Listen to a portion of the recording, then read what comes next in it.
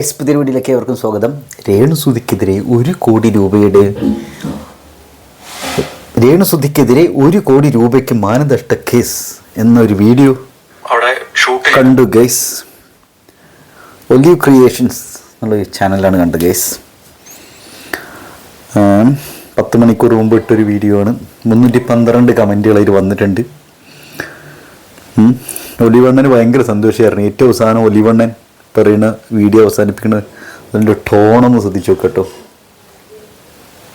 തുണിയെല്ലാം ഇങ്ങനെ മറിഞ്ഞു കിടന്നതിന് വേറൊരു വീഡിയോ. അത് ആരും എടുത്തത് എനിക്കൊന്നും അറിയത്തില്ല. അവിടെ വീട്ടിൽ ആരും ഇല്ലായിരുന്നു. ഞായറാഴ്ച കാണു വന്ന് എടുത്തതാണ്. അതൊക്കെ ഈ ബെഡ്റൂം ഒക്കെ എടുക്കാന്ന് പറഞ്ഞ ആളുള്ളപ്പോൾ പറഞ്ഞിട്ടൊക്കെ അല്ലേ എടുക്കണ്ടത്.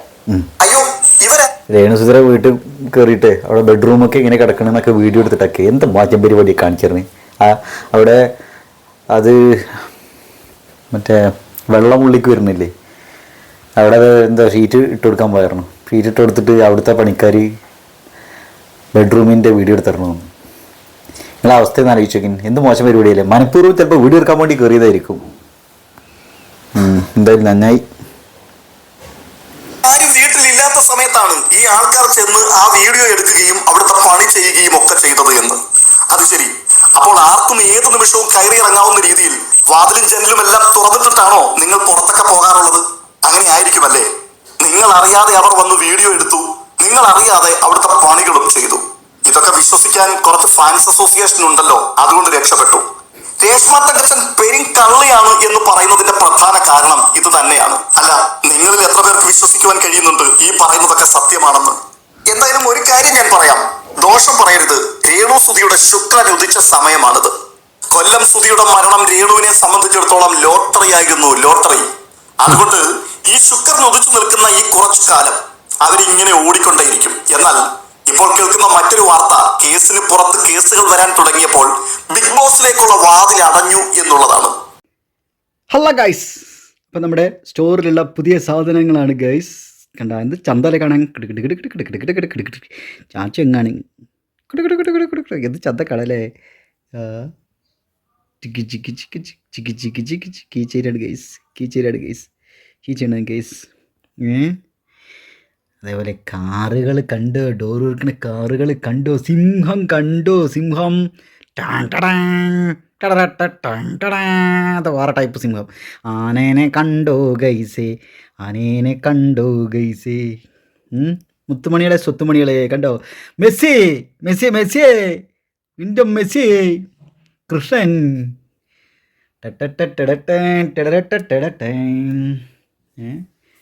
നമ്മുടെ വേറൊരു കീ ചെയിൻ ഉണ്ടായിരുന്നല്ലോ ഇവിടെ, കാളയുടെ ഷേപ്പുള്ള കീ ചെയിൻ. ഇപ്പോൾ എവിടെ വെച്ചാലും ഗൈസ്, ഇവിടെ വെച്ച്.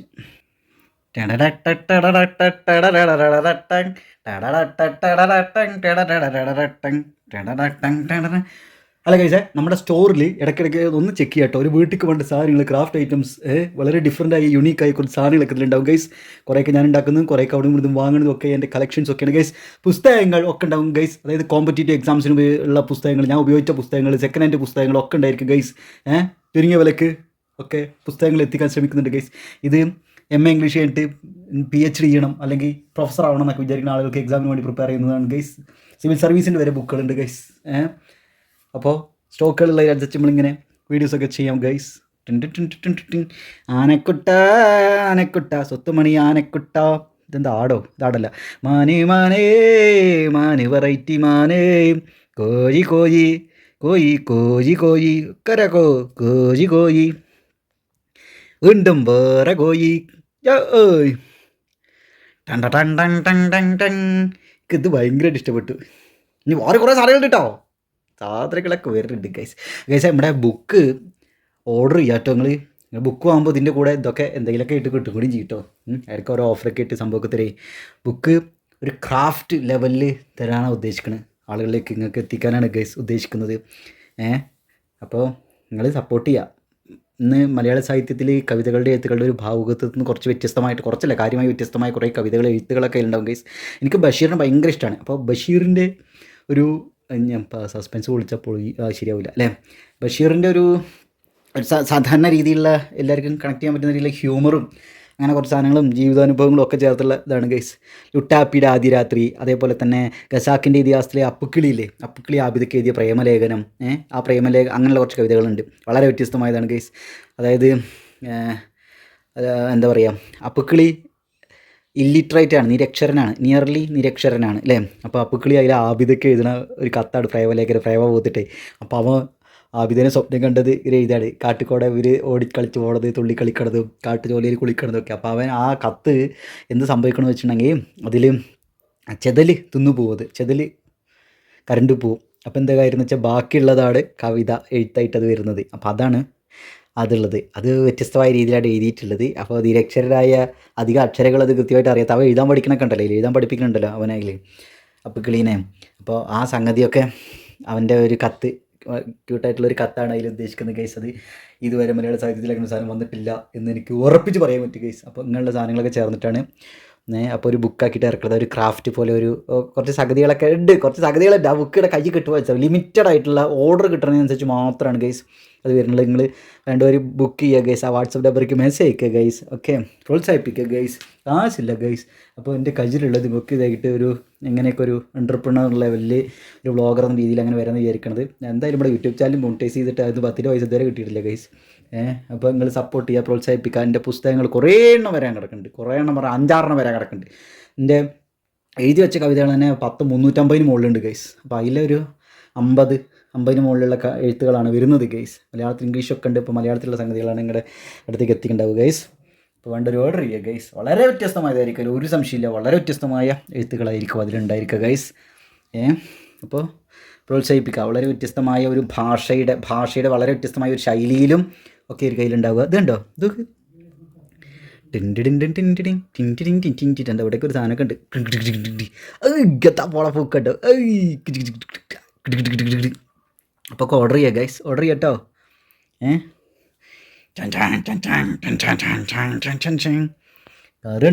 കാറിൻ്റെ ഡോറൊക്കെ തുറക്കാൻ പറ്റും കേട്ടോ. അപ്പോൾ അത്രയേ ഉള്ളൂ ഗൈസ്. ഇത് ഞാൻ ഉണ്ടാക്കിയ കേട്ടോ, ഞാൻ ഉണ്ടാക്കിയതാണ് സാധനം. ഇനി കുറേ സാധനങ്ങൾ വരാനുണ്ട്, വെറൈറ്റി സാധനങ്ങൾ വരാനുണ്ട് ഗൈസ്, വെറൈറ്റി സാധനങ്ങൾ. ഇത് ഞാൻ ഉണ്ടാക്കിയതാണ് കേട്ടോ. അപ്പോൾ വേറെ വേറെ വീഡിയോയിൽ കാണാം. അപ്പോൾ ബുക്ക് പറ്റുകയാണെങ്കിൽ ഗൈസ് നിങ്ങൾ വേണ്ട ഒരു മെസ്സേജ് അയക്കാട്ടോ, വാങ്ങുക. അതെന്താ കാര്യം എന്ന് വെച്ചിട്ടുണ്ടെങ്കിൽ നിങ്ങൾക്ക് അറിയണതാണ്, ഈ ഒരു പബ്ലിഷറിന് കൊടുത്തിട്ടൊക്കെ എത്ര കോപ്പി പോകുക എന്താ സംഭവം എന്നൊക്കെ, പ്രത്യേകിച്ച് മലയാളത്തിൽ ആകുമ്പോൾ നമ്മൾ കുറേ കളിയാക്കപ്പെട്ടിട്ടൊക്കെ ഉണ്ട്. അപ്പോൾ ഞാനത് സ്വന്തം രീതിയിൽ ഒരു രീതിയിൽ അങ്ങോട്ട് ചെയ്യേണ്ട ഒരു ക്രാഫ്റ്റ് സ്റ്റോർ എന്ന രീതിയിൽ അങ്ങനെ ചെയ്യാമെന്നാണ് വിചാരിക്കുന്നത്, ആളുകളിലേക്ക് എത്തിക്കാമെന്ന് വിചാരിക്കുന്നത് ഗൈസ്. ഇത് മലയാള സാഹിത്യത്തിൽ വളരെ വ്യത്യസ്തമായിട്ടുള്ള ഒരു സംഗതിയായിരിക്കും ഈ ഒരു രീതിയിൽ പുസ്തകം ആളുകളിലേക്ക് എത്തിക്കുന്നതും, ആ രീതിയിൽ ഒരു ക്രാഫ്റ്റ് എന്നുള്ള രീതിയിൽ പുസ്തകങ്ങളിലേക്ക് എത്തിക്കുന്നതൊക്കെ. ആ പുസ്തകങ്ങൾ കൈ കിട്ടുമ്പോൾ നമുക്ക് മനസ്സിലാവുന്നത്, അത് നേരത്തെ കൂട്ടിയിട്ട് തന്നെ എന്താ പറയില്ല, നമുക്കിത് ആ സസ്പെൻസ് മൊത്തം പൊളിച്ചാലേ ശരിയാവില്ല. അപ്പോൾ ഞാൻ എന്താ ചെയ്യുകയെന്ന് വെച്ചിട്ടുണ്ടെങ്കിൽ ഓർഡർ കിട്ടുന്നതിനനുസരിച്ച് അതിൻ്റെ സംഗതികളൊക്കെ പറയാം ഗൈസ്. ആ ബുക്കിൻ്റെ ഒരു ഏകദേശം കോലത്തിലൊരു വീഡിയോ അധികം വൈകാണ്ട് ഞങ്ങൾക്ക് വീഡിയോ ഇവിടെ ഷെയർ ചെയ്യുന്നതായിരിക്കും ഗൈസ്. അപ്പോൾ ഇതൊക്കെ താല്പര്യമുള്ളവർ ഇതെന്തൊക്കെ വേണമെങ്കിലൊക്കെ എന്ന് മെസ്സേജ് അയക്കുക, വാട്സപ്പിൽ മെസ്സേജ് അയക്കുക ഗൈസ്. Thank you. ആദ്യമായിട്ടാണ് യൂട്യൂബ് ചാനൽ സബ്സ്ക്രൈബ് ചെയ്യുക ഗൈസ്. ഇങ്ങനെ കേസും വഴക്കും ഒക്കെ ആയിട്ട് നടക്കുന്ന ആൾക്കാരെ ബിഗ് ബോസിലേക്ക് പ്രവേശിപ്പിക്കുന്നത് അവർക്ക് ബുദ്ധിമുട്ടാവും. വല്ലവിധേനയും ബിഗ് ബോസിൽ കയറി പറ്റുക എന്നുള്ള ഒരൊറ്റ ലക്ഷ്യം വെച്ചുകൊണ്ടാണ് ഈ വിവാദങ്ങളെല്ലാം രേണു ഉണ്ടാക്കിയത്. ആ വാതിൽ ഇതോടെ അടയുക. ഒലിവണ്ണ കൺഫേം ചെയ്ത് പറയും, അതുകൊണ്ടാണ് വിവാദങ്ങളൊക്കെ ഉണ്ടാക്കിയെന്ന്. ഒലിവണ്ണനാണല്ലോ ഇവരുടെ മനസ്സിൽ കയറിയിരിക്കണത്, തലച്ചോറിലും മനസ്സിലും ഒക്കെ കാര്യങ്ങളൊക്കെ ഇതങ്ങനെയാണ് സംഭവിച്ചതെന്നറിയാൻ. ഒന്ന് പോടോ വരുന്നേ ആണെങ്കിൽ രേണു സുധിക്ക് കിട്ടുന്ന 8ന്റെ പണിയായിരിക്കും ഇത്. പിന്നാലെ 8ന്റെ പണിയായിരിക്കും അത്. സന്തോഷമായിരുന്നു ഒലിവണ്ണന്. നഷ്ടപരിഹാര കേസും വരികയാണ്. എന്തായാലും നമുക്ക് കണ്ടറിയാം എന്താവുമെന്ന്. Okay, directed by Olive Creations. ഇത് താഴെയുള്ള കമൻറ്റുകൾ കേട്ടോ. നന്ദിയില്ലാത്ത ജന്തുവിൻ്റെ അഹങ്കാരം തീർന്നോളും. നന്ദിയില്ലാത്ത ജന്തു, ഒരു വ്യക്തിനെയാണ് പറയുന്നത് കേട്ടോ, നന്ദിയില്ലാത്ത ജന്തു. അത്രേ, ഏത് ജന്തു അത്? രേണുസുധിനെ കുറിച്ച് പറയണത്. അഹങ്കാരം തീർന്നോളും. ഫിറോസിക്ക മനസ്സ് മാറ്റരുത്, ക്ഷമിക്കുന്നതിന് പരിധിയുണ്ട്. സഹായിച്ച എല്ലാവരും എന്തെല്ലാം അനുഭവിച്ചു, ഇനിയും മിണ്ടാതിരിക്കരുത്. ഇവര് കുറേ വർത്താനം പറഞ്ഞതാണല്ലോ. ഈ ദുഷ്ടയ്ക്ക് വേണ്ടി ആ പാവയ്ക്ക് അനുഭവിച്ച വേദന ചില്ലറയല്ല. അങ്ങ് ചെയ്ത നന്മ ദൈവം കാണുന്നുണ്ട്, തുടർന്ന് ദൈവം അനുഗ്രഹിക്കട്ടെ നല്ല മനസ്സിനെന്ന്. ഈ ഫ്ലവേഴ്സും ആ വീടുണ്ടാക്കാൻ വേണ്ടി ആരൊക്കെ വന്നത് ആദ്യം? ഫ്ലവേഴ്സിന് ഇപ്പം എന്താ പറ്റിയ അവസാനം? അത് വിധവ ആണെന്ന് കരുതി എന്ത് പേക്കൂത്തും കാണിക്കുന്നു എന്ന്. അപ്പോൾ ഞാൻ അതിന് താഴെ കാണിക്കും എന്ന് കമൻറ്റ് ചെയ്തു. സത്യം ഇവരെ ഇപ്പോഴും സപ്പോർട്ട് ചെയ്യുന്നവരുണ്ട് എന്നത് അത്ഭുതം തന്നെ എന്നൊരു കമൻറ്റ്. അപ്പം അതിൻ്റെ താഴെ ഞാൻ തിരിച്ചെടുത്തു, ഇപ്പോഴിവരെ മനസ്സിലാക്കാൻ പറ്റാത്തവർ ഉണ്ടെന്നുള്ളത് അത്ഭുതം തന്നെ ചെയ്ത് കൊടുത്ത്. വെറുതെ ചെറിയ രസമല്ലേ. ഇവളെയൊക്കെ ബിഗ് ബോസ് ഉൾപ്പെടുത്തിയാൽ ആ ബിഗ് ബോസ് നമ്മൾ പ്രേക്ഷകർ അവഗണിക്കുകയാണ് വേണ്ടത്. ഇത് സപ്പോർട്ട് ചെയ്യുന്നവർ ഇവളെ പോലെ തരികിടകളാണ്. ആണോ ഗൈസ്? രേണുസുധീനെ സപ്പോർട്ട് ചെയ്യുന്ന ആൾക്കാർ, നിങ്ങൾ രേണുസുധീനെ സപ്പോർട്ട് ചെയ്യുന്ന നിങ്ങൾ തരികിടകളാണോ? അപ്പോൾ അതിന് താഴെ അതെ, അതിൽ നിങ്ങൾക്ക് എന്താണ് കുഴപ്പം എന്ന് പറഞ്ഞിട്ട് ചിരിച്ചോണ്ട് സാറോ. അതിന് താഴെ കുലസ്ത്രീ ഇത്. അതിൻ്റെ താഴെ സപ്പോർട്ട് ചെയ്യാത്തവർ തരികിടകളെന്ന് ഞാൻ തിരിച്ചു കൊടുത്തു. എന്താ കേസ് കൊടുക്കണം എന്നൊക്കെ കൊടുത്തത്. ഇവൾക്ക് അഹങ്കാരം, ആരും ഒന്നും കൊടുക്കരുത്. അഭിനയിക്കാൻ അറിഞ്ഞുകൂടാത്ത ഇവൾ അഭിനയിക്കാൻ വിളിച്ച അവന്മാരെ പറഞ്ഞാൽ മതിയല്ലോ. ഈ പറയുന്ന ആളെ അഭിനയിക്കാൻ വിളിച്ചറിയാതോ, അഭിനയിക്കാറിയ ആള്. ഇവളെ സപ്പോർട്ട് ചെയ്യുന്നവർ ഇവളെപ്പോലെ തന്നെ പക്കാ ഫ്രോഡുകളായിരിക്കും. ഇതൊക്കെ നമുക്ക് അതിൽ കുറച്ച് നോക്കട്ടെ. മറ്റുള്ള കാര്യങ്ങളിൽ പറയുകയാണെങ്കിൽ പിന്നെ നമ്മുടെ കേസ് നിയമ നടപടികൾ ഞാൻ അവർക്കെതിരെ സ്വീകരിക്കുന്നുണ്ട്. ഞാനിപ്പോൾ എയർപോർട്ടിലുള്ളത്, ദുബായി പോവുകയാണ്. ദുബായി പോയിട്ട് 29th ഞാൻ തിരിച്ചു വരും. തിരിച്ചു വന്നിട്ട് അവർക്കെതിരെ എൻ്റെ കമ്പനിയെ അപകീർത്തിപ്പെടുത്തിയതിനുള്ള നിയമ നടപടികളായിട്ട് മുന്നോട്ട് പോകുന്നുണ്ട്. നമ്മുടെ ഫാദർ നോബിൾ ഫിലിപ്പ് ആൾറെഡി നിയമപരമായിട്ട് അവർക്കെതിരെ മാനനഷ്ട കേസ് ഫയൽ ചെയ്യാൻ പോകുന്നുണ്ട് എന്നാണ് അദ്ദേഹം എൻ്റെ അടുത്ത് പറഞ്ഞത്. രേണുസുധിക്ക് മാനമൊന്നുമില്ലേ? അവർ തിരിച്ച് മാനനഷ്ട കേസ് കൊടുത്തുള്ള അവസ്ഥ എന്താ? ഇത് ഇവർക്ക് അറിയാതുകൊണ്ടാവും. എല്ലാവരും കൊടുക്കും തിരിച്ചു കൊടുത്തിട്ടുണ്ടെങ്കിൽ. നിങ്ങളൊരു കാര്യം ചെയ്യുക, നിങ്ങൾ കേസും കൂട്ടൊക്കെ വിടുക. ഒരു സാധാരണ ഇത് കോമൺ സെൻസ് വെച്ച് ആലോചിച്ച് നോക്കി. അതായത് ഒരുപാട് ട്രോമ അനുഭവിച്ചിട്ടുള്ള, ഭർത്താവ് മരിച്ചിട്ടുള്ള കുട്ടീനെ, അതേപോലെ വീട്ടുകാരെയൊക്കെ നോക്കാൻ എന്താ ചെയ്യേണ്ടത് അറിയാണ്ട് ആ ഒരു ദുരിതം അനുഭവിച്ചുള്ള, ഒരുപാട് ട്രോമ അനുഭവിച്ച ഒരു സ്ത്രീക്കെതിരെ അവരെങ്ങനെയൊക്കെയോ ഒന്ന് രക്ഷപ്പെട്ട് പച്ച പിടിച്ച് വരുന്നുള്ളൂ. ആ സ്ത്രീക്കെതിരെ വലിയൊരു ശതമാനം സമൂഹം വരിക എതിരായിട്ട്. ഉളുപ്പുണ്ടവന്മാർക്ക്, അതാണ് മനസ്സിലായി. ഉളുപ്പുണ്ടവന്മാർക്ക് ഒരു അബലയായ സ്ത്രീയെ തകർക്കാൻ ശ്രമിക്കുക. പക്ഷെ അവരബലയല്ല, അവർ സ്ട്രോങ് ആയിട്ട് വരാൻ ശ്രമിച്ചുകൊണ്ടിരിക്കുക. അപ്പോൾ മണ്ടക്കടിച്ച് ഇരുത്താൻ ശ്രമിക്കണം അവരെ. എന്നിട്ട് ഇവർ ബാക്കിയുള്ളവർക്ക് ഉളുപ്പില്ല, ബാക്കിയുള്ളവർക്കെതിരെ മാനനഷ്ട കേസിന് കൊടുക്കണം. അങ്ങനെ ഇങ്ങനെ ഞാനിവിടെ, അതായത് ഈ വ്ളോഗേഴ്സിനെ എല്ലാവരും കൂടി ചേർത്തിട്ടാണ് പറയുന്നത്. എന്താ ഇവിടെ കാണിച്ചുകൊണ്ടിരിക്കണം? ചെന്തല്ലേ അത് അത്രയും ബലമുള്ള, അത്രയും സ്ട്രോങ് ആയിട്ടുള്ള എതിരാളിയാണോ ഇവർക്ക് രേണുസുധി? അത് രേണുസുധിയുടെ പ്ലസ് പോയിന്റ് ആണ് അങ്ങനെയാണെങ്കിൽ. എന്തായാലും അതായത് രേണുസുധിനെ ഭീഷണിപ്പെടുത്തുന്ന രീതിയിൽ അങ്ങനെയൊക്കെ കുറേ വീഡിയോസ് ഇറങ്ങിയിട്ടുണ്ട് ഗൈസ്. അപ്പോൾ അത് ശരിക്കും പറയുകയാണെങ്കിൽ കേസ് കൊടുത്തണ്ടല്ലോ വിവരം അറിയൂര്.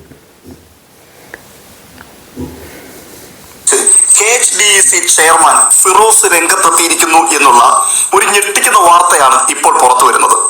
1 കോടി രൂപയുടെ നഷ്ടപരിഹാര കേസാണ് താൻ നൽകുവാൻ പോകുന്നത്. ഈ 1 കോടി രൂപയുടെ നഷ്ടപരിഹാര കേസ് ഫയൽ ചെയ്യുമ്പോൾ കുറഞ്ഞത് 10 ലക്ഷം രൂപ കോടതിയിൽ കെട്ടിവെക്കണം. അത് കെട്ടിവെക്കാൻ തയ്യാറാണ് താൻ എന്നാണ് ഇപ്പോൾ അറിയുന്നത്. എന്ന് വെച്ചാൽ സഹിക്കുന്നതിനും ക്ഷമിക്കുന്നതിനും ഒക്കെ ഒരു പരിധിയുണ്ട്. അയാൾ ചെയർമാനായിട്ടുള്ള ഒരു ഫേസ്ബുക്ക് കൂട്ടായ്മ, കൊല്ലം സുധിയുടെ ഓർമ്മയ്ക്ക് വേണ്ടി തന്റെ 2 കുഞ്ഞുങ്ങൾക്ക് പണിത് കൊടുത്ത ആ വീട്, അതിനെക്കുറിച്ച് കൂടുതൽ കാര്യങ്ങളൊക്കെ ഇപ്പോൾ താൻ വന്ന് പറയുന്നുണ്ട്.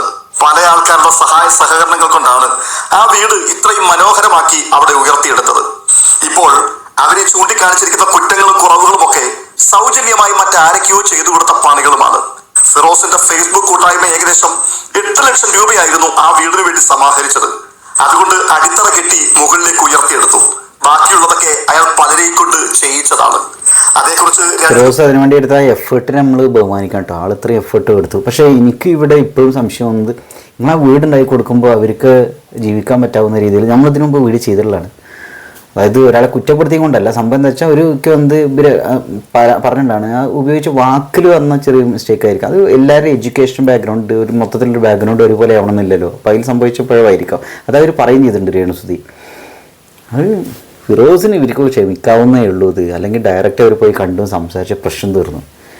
അതിന് പകരം ഇവരത് ഇങ്ങനെ കുറേ വീഡിയോസ് ചെയ്ത് അങ്ങനെ ഇങ്ങനെ വലിയ വിഷയമാക്കി തീർന്നു അല്ലേ. അവരുടെ വീടിൻ്റെ ഉള്ളിൽ വെള്ളം കയറുന്നതായിരുന്നു പ്രശ്നം, അതവർ പറഞ്ഞു. അപ്പോഴേക്കും ഇവരത് വേറെ വിഷയമാക്കി മാറ്റി അല്ലേ. പിന്നെ അവരുടെ ഭാഗത്ത് രേണുസുധി പറയണതിൽ ഒരു ന്യായമില്ലേ. ഫ്ലവേഴ്സ് വെച്ച് കൊടുക്കുമായിരുന്നു വീട്, അതവർ പറഞ്ഞ ശൈലി ഇവർക്ക് ഇഷ്ടമായില്ല, ദേഷ്യത്തോടെ പറഞ്ഞത്. കാരണം അവർ അത്രയും വെറുപ്പിച്ചുകൊണ്ടാണ് അവർ ദേഷ്യം പിടിക്കണത്. നിങ്ങൾ ഒരാളിങ്ങനെ ഇറിറ്റേറ്റ് ചെയ്തിട്ടുണ്ടെങ്കിൽ നിങ്ങൾ അപ്പോഴും മാന്യമായ രീതിയിലാണ് സംസാരിക്കേണ്ടത് ആണോ? ഇവിടെ പലരും വീഡിയോ ചെയ്യണതിൻ്റെ ഒരു ശൈലിയൊക്കെ നിങ്ങൾ ആലോചിച്ചോക്കണേ. മോതിരി വർത്താനം പറയണത്, മോതിരി വൾഗറായിട്ടൊക്കെ സംസാരിക്കണത്. അപ്പോൾ അവർ തിരിച്ച് അങ്ങനെ ദേഷ്യം പിടിച്ചില്ലെങ്കിലേ ഉള്ളൂ. ദിവസം മുൻപ് ഫേസ്ബുക്കിൽ ഒരു വീഡിയോ അദ്ദേഹം അപ്ലോഡ് ചെയ്തിരുന്നു. അതിൽ അയാൾ ആ പണിയെക്കുറിച്ച് വിശദീകരിക്കുന്നുണ്ട്. അതൊന്ന് കേൾക്കാം ആദ്യം. ആ ഒരു പ്രൊജക്ടില് KHDC എഞ്ചിനീയറിംഗ് കൺസൾട്ടൻസി എന്ന് പറയുന്ന എന്റെ സ്ഥാപനം ആകെ ചെയ്തത് അവിടുത്തെ ഫൗണ്ടേഷൻ വർക്കും അവിടുത്തെ മെയിൻ കോൺക്രീറ്റും മാത്രമാണ്. എന്നിട്ട് പോലും എല്ലാം ഞാൻ ഏറ്റെടുത്ത്, എല്ലാത്തിന്റെയും ഉത്തരവാദിത്തം ഞാൻ ഏറ്റെടുത്ത് ഇതെല്ലാം അവസാനിപ്പിക്കുകയാണ്, എല്ലാത്തിനും മാപ്പ് എന്ന് പറഞ്ഞതിന് കാരണം എന്താണെന്ന് വെച്ച് കഴിഞ്ഞാൽ, എനിക്കറിയാമായിരുന്നു, എനിക്ക് ഇൻഫോർമേഷൻ കിട്ടിയിട്ടുണ്ടായിരുന്നു രേണുസുതിക്ക് വേണ്ടിയിട്ട് അവിടെ പല വീഡിയോസും അവിടെ ഷൂട്ട് ചെയ്ത് കൊടുത്തിട്ടുണ്ടെന്നുള്ളത്. അത് ആ ചാനല്, ആ ഷൂട്ട് ചെയ്ത് കൊടുത്ത ചാനല് അവരിലൂടെ ഇടാതിരിക്കാൻ കാരണം എന്താണെന്ന് വെച്ച് കഴിഞ്ഞാൽ, അവിടെ വീടിന്റെ വർക്ക് നടക്കുമ്പോൾ ഒരു പ്രൊമോ വീഡിയോയുമായിട്ട് അല്ലെങ്കിൽ അതിന്റെ വിശേഷങ്ങൾ പറയാൻ വേണ്ടിയിട്ട് ആ ചാനൽ അവിടെ വന്നിട്ടുണ്ടായിരുന്നു. അവരൊരു പക്ഷെ മറന്നിട്ടുണ്ടായിരിക്കും, പക്ഷെ ഞാൻ മറന്നിട്ടില്ല. അവര് അവിടെ തിരിച്ചു വരാൻ വേണ്ടിയിട്ട് ട്രെയിൻ ഇല്ലാതെ അല്ലെങ്കിൽ നേരം വഴുകി ബസ്സൊന്നും ഇല്ലെന്ന് പറഞ്ഞപ്പോൾ അവരെ ഞാൻ കോട്ടയത്ത് നിന്ന് എൻ്റെ വണ്ടിയിൽ കയറ്റിയിട്ട് അങ്കമാലിയിൽ ഞാൻ വിട്ടുകൊടുത്തു. അവരാണ് ഈ വീഡിയോസ് എല്ലാം അവർക്ക് ഷൂട്ട് ചെയ്ത് കൊടുത്തിട്ടുള്ളത്. അവരിപ്പോൾ മറുനാടനെതിരെ ഒരു വീഡിയോ ചെയ്തിട്ടുണ്ട്. രേണുസുതിയോടും ഫാമിലിയോടും ഞാൻ മാപ്പ് പറഞ്ഞതാണ്. മാപ്പ് പറഞ്ഞാൽ എന്താണെന്ന് വെച്ച് കഴിഞ്ഞാൽ ഇതെല്ലാം അവസാനിപ്പിക്കാൻ വേണ്ടിയിട്ടാണ്. ആ വീടിന്റെ പ്ലാസ്റ്ററിങ് ചെയ്തത് ഞാനോ എൻ്റെ കമ്പനിയും അല്ല. അവിടെ പ്ലാസ്റ്റർ ചെയ്യുന്നത് ആരാണെന്നുള്ളത് അവർക്കറിയാം. അത് ചെയ്ത ആൾക്കാർക്കെതിരെയും അവരൊരു വീഡിയോ ചെയ്യുമെന്ന് എനിക്ക് ഭയമുണ്ടായിരുന്നു. അവരുടെ പ്രസ്ഥാനത്തിനെ തകർക്കാനോ അല്ലെങ്കിൽ അവരുടെ പ്രസ്ഥാനത്തിനെ ഒന്നുമില്ലാതാക്കാനോ എനിക്ക് ആഗ്രഹമില്ലാത്തതുകൊണ്ടാണ് ഞാൻ ആ ഉത്തരവാദിത്തം ഞാൻ ഏറ്റെടുത്തത്. അതിന്റെ എല്ലാ പാപങ്ങളും ഞാൻ ഏറ്റെടുത്തത്. അവിടെ ചെയ്ത എല്ലാത്തിന്റെയും ഇനിയൊരു പ്രശ്നം വന്നു കഴിഞ്ഞാലും അതിന്റെയും ഉത്തരവാദിത്തം ഞാൻ തന്നെയാണ് ഏറ്റെടുത്തത്. കാരണം എന്താ വെച്ച് കഴിഞ്ഞാൽ അവരിനിയൊരു വീഡിയോ ചെയ്യാൻ പാടില്ല ആർക്കെതിരെയും.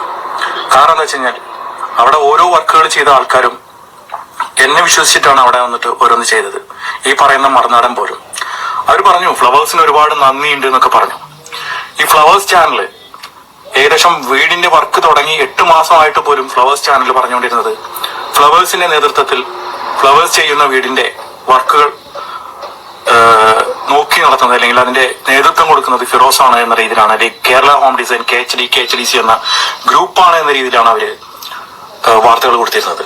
ആ ഒരു സമയത്ത് ഞങ്ങളെല്ലാവരും ഉള്ളൊരു വാട്സപ്പ് ഗ്രൂപ്പിൽ ഞാൻ അവരെ കൈയും കാലും പിടിച്ച് ഞാൻ പറഞ്ഞു ഫ്ലവേഴ്സിന്റെ അടുത്ത്, ദയവേത് നിങ്ങൾ ഞങ്ങളെ പേര് പറയണം. കാരണം എന്താ വെച്ച് കഴിഞ്ഞാൽ ഞങ്ങൾക്ക് സഹായിക്കാമെന്ന് പറഞ്ഞ സ്പോൺസർമാരെല്ലാവരും പിന്തിരിയാണ്. കാരണം അവർ പറയുന്നത് എന്താ വെച്ച് കഴിഞ്ഞാൽ ഇത് ഫ്ലവേഴ്സ് കൊടുക്കുന്ന വീടാണ്, ഇത് ഫ്ലവേഴ്സ് കൊടുക്കുന്ന വീടാണെന്ന്.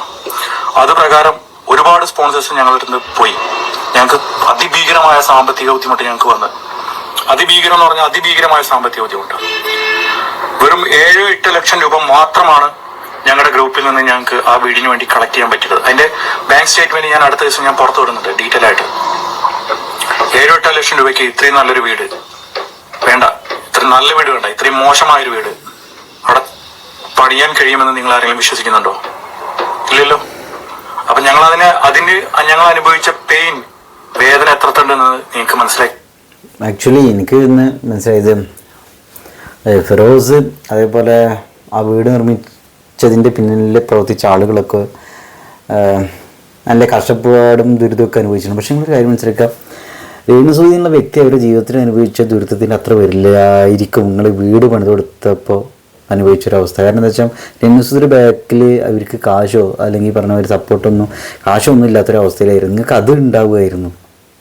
കാരണം ഇത്ര ആളുകളുടെ കൂട്ടായ്മയല്ലേ. അപ്പോൾ സ്വാഭാവികമായിട്ട് ആളുകൾ, സാധാരണക്കാരായ ആളുകൾ രേണുസുതിയുടെ കൂടെ നിൽക്കുള്ളൂ എന്നാണ് എനിക്ക് തോന്നുന്നത്. കാരണം അവർക്ക് അടുത്തുറപ്പുള്ളൊരു വീട്, ഉള്ളിലേക്ക് വെള്ളം കിടക്കാത്ത രീതിയിലുള്ളൊരു വീട്, അത് ഫ്ലവേഴ്സ് വെച്ച് കൊടുക്കുന്നുള്ളൊരു അവസ്ഥയിൽ നിൽക്കുമ്പോൾ അതിനിടയ്ക്കിലാണ് നിങ്ങൾ വന്നത് എന്ന് രേണുസുതിയുടെ അച്ഛനൊക്കെ പറയുന്നുണ്ട്. അപ്പോൾ സ്വാഭാവികമായിട്ട് അവർ ആലോചിക്കുക എന്താ വെച്ചാൽ നല്ലൊരു വീട് അപ്പുറത്ത് ഫ്ലവേഴ്സ് വെച്ച് കൊടുക്കുമായിരുന്നു, അപ്പോൾ നിങ്ങൾ വന്നിട്ട് ചെയ്ത് നോക്കുമ്പോൾ അത് നല്ല രീതിയിൽ ചെയ്തു തരേണ്ടതാണ് അവരുടെ ന്യായം.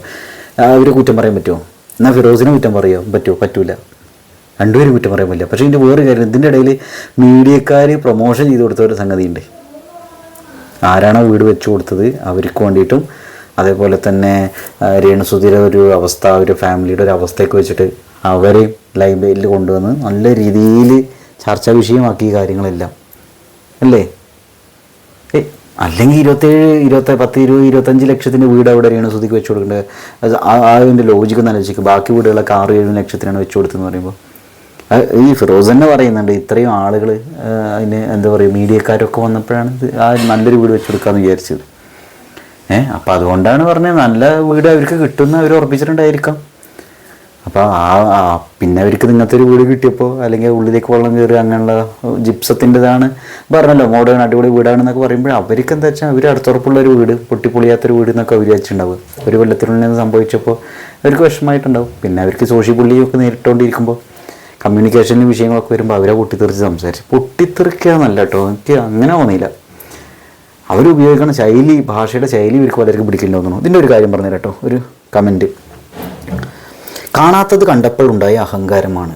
എന്തായാലും കാണാത്തത് കാണുമ്പോൾ ശരിയാണ്, അവർക്കൊരു വീടില്ലായിരുന്നു, അത് കിട്ടിയപ്പോൾ കണ്ടപ്പോഴുള്ള അഹങ്കാരമാണ് എന്ന് പറഞ്ഞാൽ അഹങ്കാരമാണ് ഇത്ര. ലക്ഷം വീട് കോളനിയിൽ താമസിച്ചവർക്ക് ആ ഭാഷയും സംസ്കാരവും അല്ലേ കാണും. എന്താ വരും ഇതൊക്കെ പറയാം.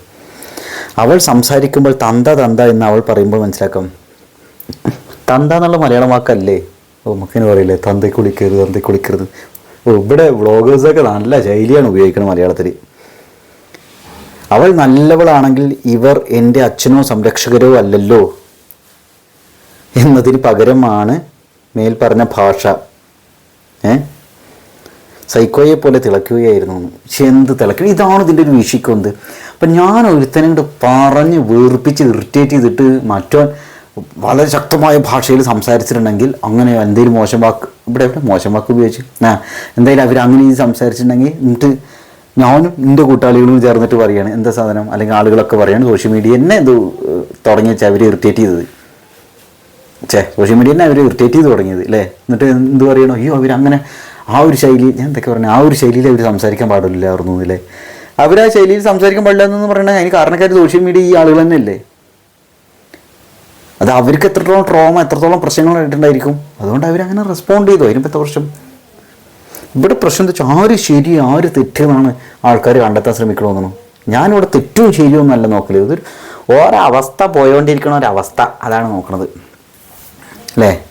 കമ്മ്യൂണിക്കേഷൻ ഗ്യാപ്പ് കൊണ്ട് അല്ലെങ്കിൽ രണ്ട് വ്യത്യസ്ത കൾച്ചറൽ ബാക്ക്ഗ്രൗണ്ടുകൾ കൊണ്ട് ഒക്കെ സംഭവിക്കാവുന്ന വേണ്ട രീതിയിൽ കമ്മ്യൂണിക്കേഷൻ വരാണ്ടിരിക്കുമ്പോഴൊക്കെ ഉണ്ടാകുന്ന തെറ്റിദ്ധാരണകളുടെ ഒക്കെ പുറത്ത് വേറെ ആളുകൾ തേർഡ് പാർട്ടീൻ്റെ ഇടയിൽ കയറി വരുമ്പോഴൊക്കെ ഉണ്ടാകുന്ന പ്രശ്നങ്ങൾ കൊണ്ട് ആ ഒരു പ്രശ്നങ്ങളൊക്കെയാണ് എനിക്ക് തോന്നുന്നത്.